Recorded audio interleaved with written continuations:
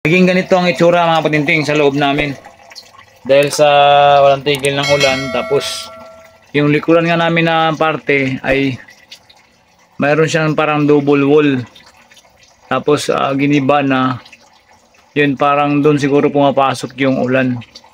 Tapos yun, tumatagos dito sa may ano, may ibabaw namin diyan. Diyan naglabasan yung mga tubig ayan. So nasisira yung wall namin dito, tsaka mga pintura niya nagputukan na. Ayan. So matindi talaga yung naging epekto sa ano, ulan mga matinding ngayon. Pansinin niyo. Grabe. Nagputukan yung mga ano. So yun ang ating gawa ng solusyon mga matinding. Ito yung ating bahay para hindi na tumulo dahil nagalit na yung asawa ko dahil inuna ko yung ibang bahay. Yung ating gagawin yung mga kabutingting. Ipakita ko lang sa inyo mga kabutingting kung ano itsura sa likod. So ito yung likod mga kabutingting. Ayan o.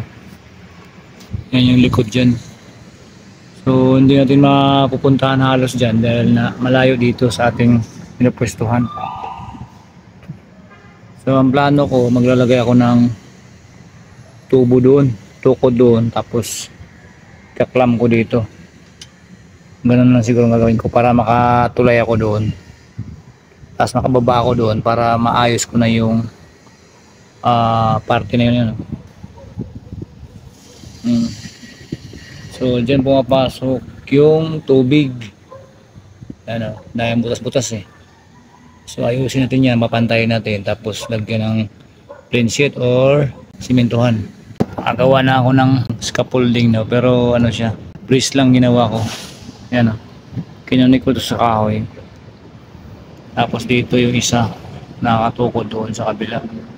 Ngayon dudurugin natin yung mga bato doon gamit yung martilyo na ginawa ko. Yan o. Yan mga matinding o. Haba nyan.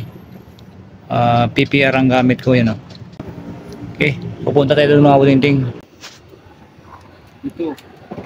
Wait lang, takot ako guys. May tali.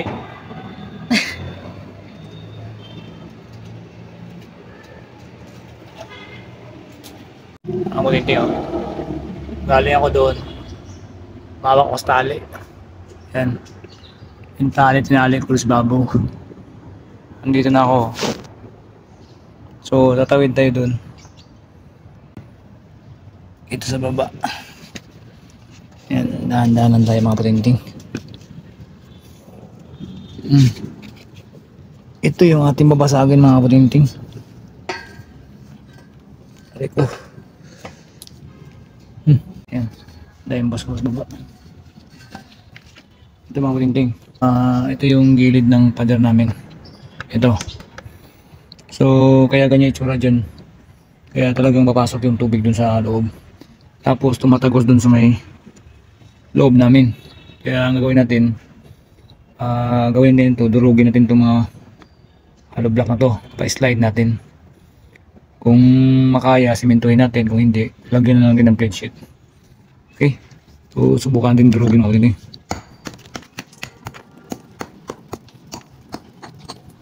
Parang gumagalaw yung pader mga patindig. Nagkaroon kasi siya ng ano, parang double wall. Ang ganda ng martilyo ng patindig. Ang hindi makayang alisin. Matigas kasi simento na katato eh. Yan.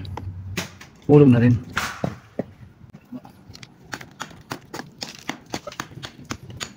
Yan. Iba turugin natin.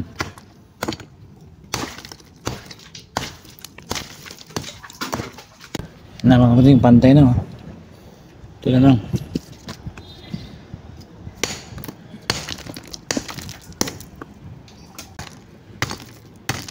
Meron pang airbend dito eh. Kasi likod nito mga kapatid dati. Yung pader namin dito. CR kasi yan ng araw. Binago ko lang. Ginawa ko ng kitchen. Yun, nakapatay na yung airbend na yan. Yung ginawa ko mga kapatid.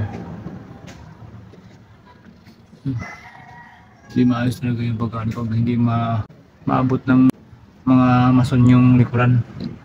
Pag dito naggawa sila ng parang lintel beam. Tapos meron din doon lintel beam maliit.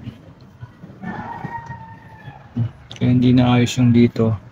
Kaya dyan ang problema ko lagi pag tuwing umulan. Ang lakas ng ano dyan.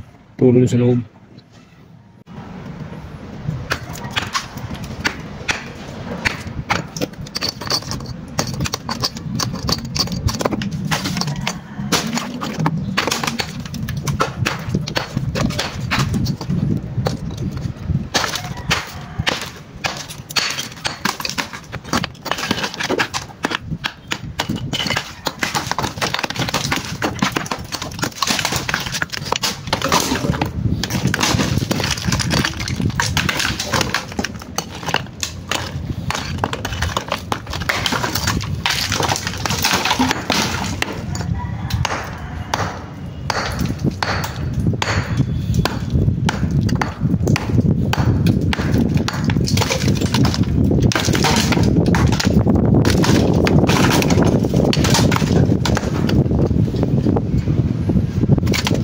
Patag na ang dingding.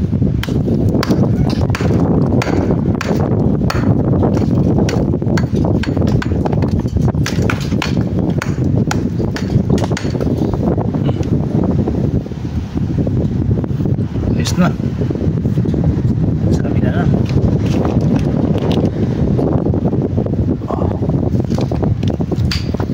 Ang patag natin, oh. Hanggang doon. So dito banda hindi pa masyado. So inaabot tayo ng dilim. Yan o, madilim na. So kailangan mo na siguro natin magpahinga. Dilim na.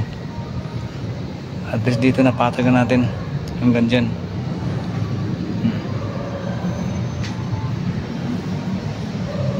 Sige po.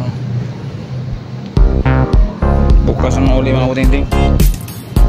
Ay madilim na, bahaya magtrabaho pag madilim.